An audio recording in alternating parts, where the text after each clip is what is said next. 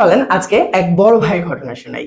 খুব ব্যস্ত মানুষ, ঢাকা ইউনিভার্সিটি থেকে গ্রাজুয়েশন কমপ্লিট করে এখন চাকরিরত আছেন। তো অফিস আওয়ারে কোথাও যাওয়ার সুযোগ হয় না বা অন্য কোনো কাজ করার সুযোগ হয়ে ওঠে না।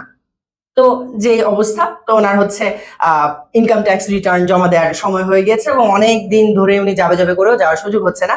তো উনি আমাদেরকে নক দিলেন সরলীকরণ টিমে। আমরা ওনার কথাবার্তা শুনে যেটা বুঝলাম যে এই কাজটা আমরা সুন্দরভাবে করে দিতে পারবো। উনিও আমাদের উপর আস্থা রাখলেন, বিশ্বাস করে আমাদেরকে কাজের দায়িত্বটা দিলেন এবং আমরাও তার কাজটা খুব সুন্দরভাবে কমপ্লিট করলাম এবং তার রিসিপ্টটা তাকে বুঝিয়ে দিলাম। এই যে এত ব্যস্ততার মাঝে উনি তার গুরুত্বপূর্ণ এবং সেনসিটিভ কাজটা করে উঠতে পারছিলেন না, সেই জায়গাটাতে কিন্তু সরলীকরণ বিশ্বস্ততার প্রতিনিধিত্ব করে তার কাজটি করে দিয়েছে।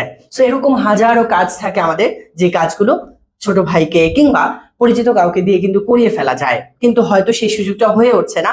সেই জায়গাটাতেই কিন্তু সরলীকরণ টিম কাজ করছে।